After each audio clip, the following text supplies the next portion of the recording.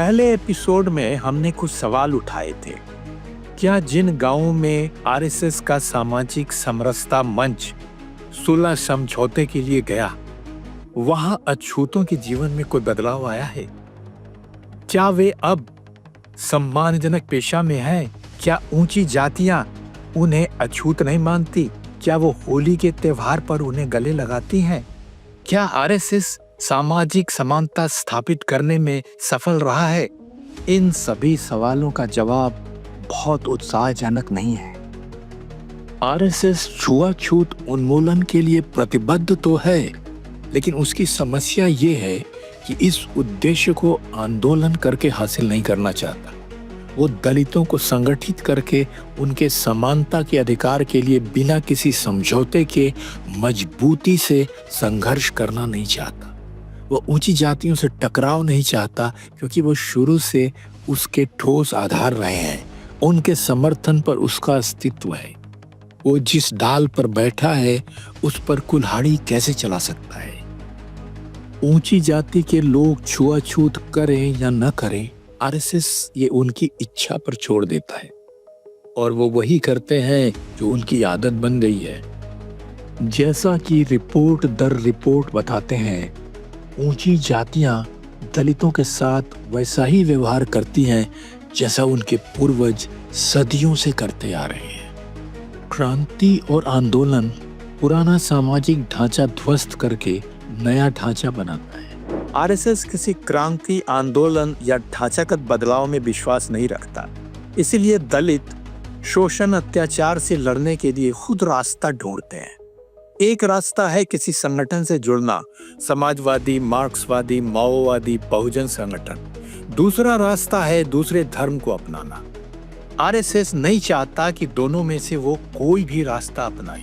उनको डर है कि अगर दलित क्रांतिकारी या बहुजन संगठनों से जुड़ते हैं या कोई दूसरा धर्म अपनाते हैं तो हिंदू विभाजित हो जाएंगे और मुसलमान और ईसाई मजबूत हो जाएंगे।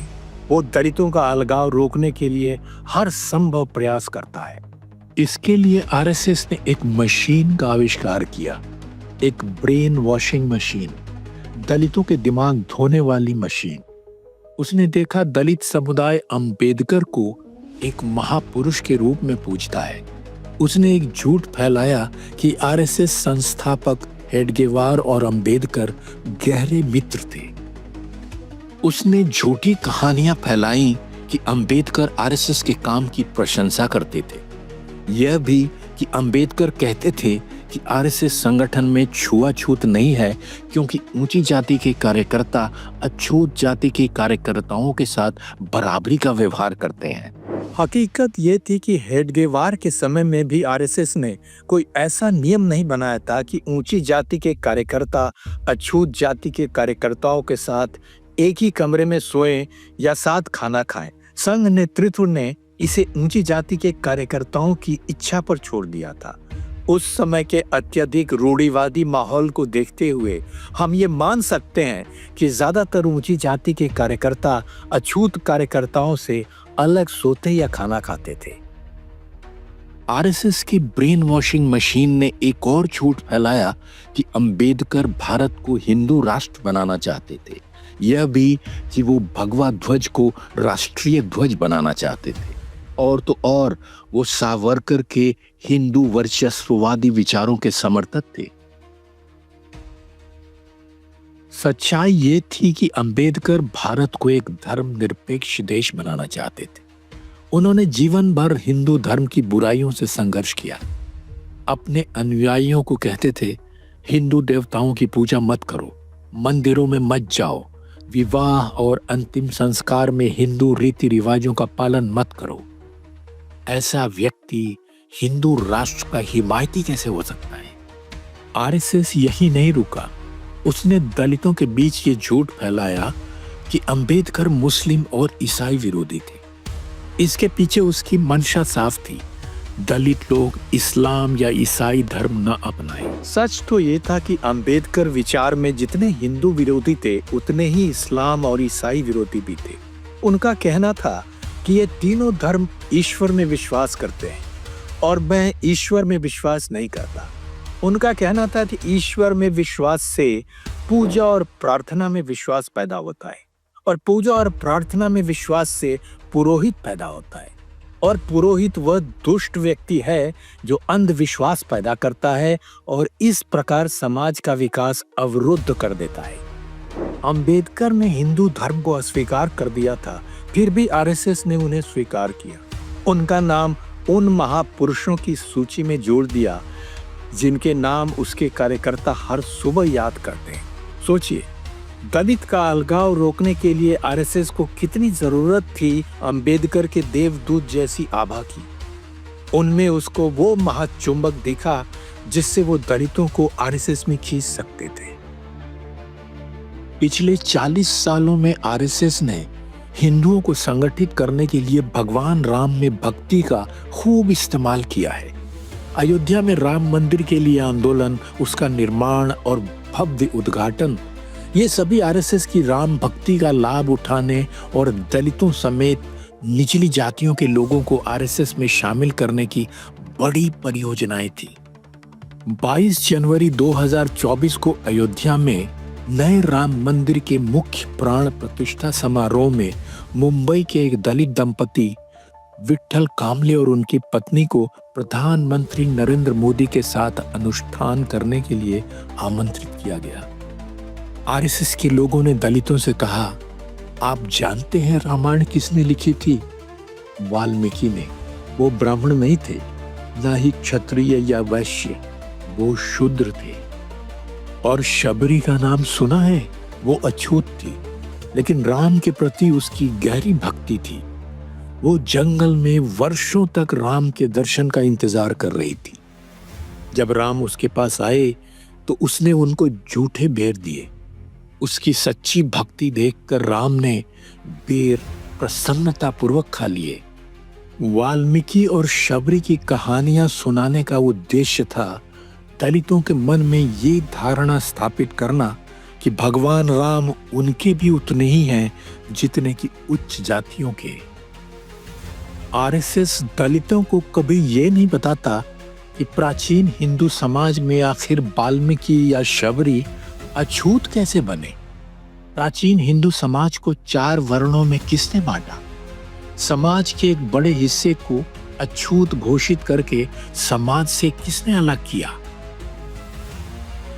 कभी आरएसएस कहता है कि जाति व्यवस्था अंग्रेजों ने बनाई क्योंकि वो भारत को बांटकर राज करना चाहते थे। अब इस बात के तो ठोस प्रमाण मौजूद हैं कि अंग्रेजों ने भारतीयों को धर्म के आधार पर बांटा, लेकिन इसका कोई प्रमाण नहीं है कि उन्होंने वर्ण व्यवस्था बनाई। अगर हम मान लें कि अंग्रेजों ने वर्ण व्यवस्था बनाई तो हमें यह भी मानना होगा कि मनुस्मृति महर्षि मनु ने नहीं बल्कि किसी दुष्ट असुर ने हिंदू धर्म को बदनाम करने के लिए लिखा था। कभी आरएसएस कहता है कि जाति व्यवस्था मुस्लिम शासकों ने बनाई। उसकी एक झूठी कहानी के अनुसार अछूत क्षत्रिय थे जिन्हें मुगलों ने उनको लड़ाई में हराने के बाद एक अछूत समुदाय बना दिया।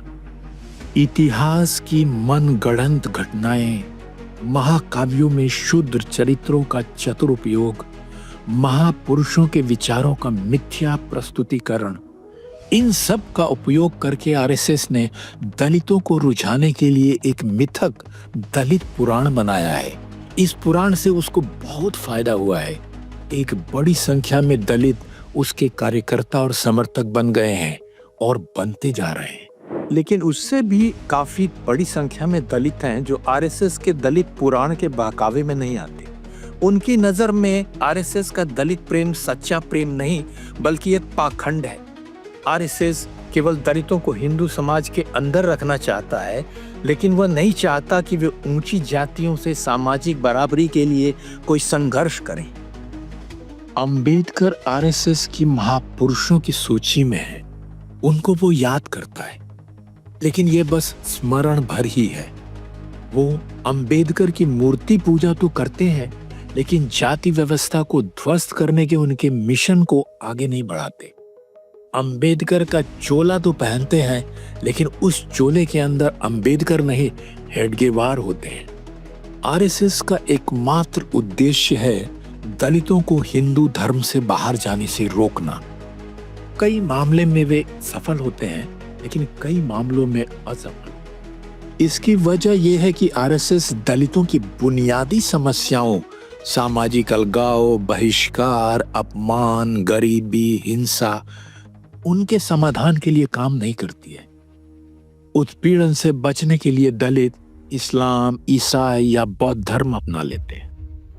दलित अगर बौद्ध धर्म अपनाते हैं तो आरएसएस को कोई आपत्ति नहीं है। यह बड़ा विरोधाभासी रवैया है, क्योंकि बौद्ध धर्म हिंदू धर्म के दर्शन, मूर्ति पूजा, रीति रिवाज को पूरी तरह अस्वीकार करता है। लेकिन आरएसएस फिर भी आपत्ति नहीं करता, क्योंकि वो कहता है कि बौद्ध धर्म भारत के अंदर उपजा हुआ धर्म है। वो इस्लाम और ईसाई धर्म में धर्मांतरण के खिलाफ हैं, क्योंकि वो विदेशी धर्म है, और विदेशी तो विदेशी हैं। जिस दिन मुसलमानों और ईसाइयों की संख्या बढ़ गई, वो हिंदुओं को फिर से गुलाम बना देंगे। केंद्र और कई राज्यों में भाजपा की सरकार है, मतलब वहाँ आरएसएस की सरकार है। वहाँ आरएसएस इस्लाम और ईसाई धर्म के प्रचारकों पर तूफान की तरह टूट पड़ा है। इस तूफान को कड़े कानूनों से ताकत मिल रही है। कोई भी बलपूर्वक, जबरदस्ती, धोखाधड़ी या प्रलोभन से धर्मांतरण करेगा, उसे कड़ी सजा मिलेगी। अगर दलित कहते भी हैं कि वो अपनी इच्छा से धर्मांतरण कर रहे हैं, तो भी आरएसएस कहती है तुम्हारा बलपूर्वक, जबरदस्ती, धोखाधड़ी और प्रलोभन से धर्मांतरण हो रहा है। उनका तूफान दलितों की दमनकारी जाति व्यवस्था से मुक्ति पाने की इच्छा को कुचल देता है। हिंदू धर्म में इस्लाम या क्रिश्चियनिटी की तरह धर्म परिवर्तन की कोई परंपरा नहीं है। दूसरे धर्मों के लोगों को हिंदू धर्म में लाने के लिए हिंदू प्रचारक नहीं होते। आरएसएस ने यह भूमिका खुद ही ले ली है। 4 शंकराचार्य हिंदू धर्म के सर्वोच्च आसन पर बैठे हैं। वे या उनके शिष्य हिंदू धर्मांतरण नहीं कर रहे, न ही उन्होंने आरएसएस को हिंदू धर्मांतरण की जिम्मेदारी दी है, लेकिन आरएसएस हिंदू धर्मांतरण कर रहा है। आरएसएस कोई धार्मिक संगठन नहीं है, वो राजनीतिक हिंदुओं का एक संगठन है। It is an organization of political Hindus. लेकिन वो धर्मांतरण कर रहा है, उसको कोई रोक नहीं रहा है। आरएसएस इसे 2 तरीकों से कर रहा है। पहला, उल्टा धर्मांतरण। वो उन हिंदुओं को वापस हिंदू धर्म में ला रहा है जिन्होंने विदेशी धर्म अपना लिया था। इसे वो घर वापसी कहता है। दूसरा, अछूतों का हिंदू समाज में समावेश। वो दलितों को राम भक्त बनाने, हिंदू मंदिरों में प्रवेश दिलाने और उनको पुजारी बनाने में लगा हुआ है। ये दलितों का हिंदू धर्मांतरण है। आरएसएस की दलित नीति स्पष्ट है। उनका इस्लाम और ईसाई धर्मांतरण नहीं होने देना है और उनका हिंदू धर्मांतरण करते जाना है। आरएसएस दोहरी भूमिका निभा रहा है, एक डरावने संतरी की, दूसरा ममतामयी मेजबान की। जब इस्लाम और ईसाई धर्म प्रचारक दलितों का धर्म परिवर्तन करने की कोशिश करते हैं तो वो एक डरावने संतरी की तरह दिखाई देता है। जब उसके अपने प्रचारक उन्हें हिंदू धर्म में परिवर्तित करने की कोशिश करते हैं तो वो एक ममतामयी मेजबान की तरह दिखाई देता है। लेकिन आरएसएस या उसकी सरकार दलितों के बौद्ध धर्मांतरण पर रोक नहीं लगा रही। हर साल दशहरा में विभिन्न राज्यों से लाखों दलित नागपुर के दीक्षा भूमि में इकट्ठा होते हैं, जहां 1956 के दशहरा में अंबेडकर ने लाखों दलितों के साथ हिंदू धर्म त्याग कर बौद्ध धर्म अपनाया था। हर साल वहां हजारों लोग स्वेच्छा से बौद्ध धर्म अपनाते हैं। भारत में नव बौद्धों की संख्या बढ़ रही है। क्या इससे हिंदू सामाजिक व्यवस्था, सोशल हायरार्की टूटेगी? क्या ऊंची जातियों को इससे खतरा महसूस होता है? सुप्रीम कोर्ट के चीफ जस्टिस BR गवई पर हिंदुत्व डिजिटल मॉब की तेजाबी बारिश दिखाती है कि उच्च जातियों को यह खतरा महसूस हो रहा है। उन्होंने कहा वे गवई नहीं, गवार हैं, यानी निम्न जाति के। नागपुर दीक्षा भूमि में नव बौद्ध धर्म अपनाने के समय दलित 22 प्रतिज्ञाएं लेते हैं। डिजिटल मॉब ने उनका भी मजाक उड़ाया। यह अपमान केवल जस्टिस गवई के लिए नहीं था, बल्कि पूरे नव बौद्ध समुदाय का था। नव बौद्धों की बढ़ती संख्या हिंदू सामाजिक व्यवस्था, सोशल हायरार्की के लिए कितना बड़ा खतरा है, हम इस पर तीसरे एपिसोड में चर्चा करेंगे।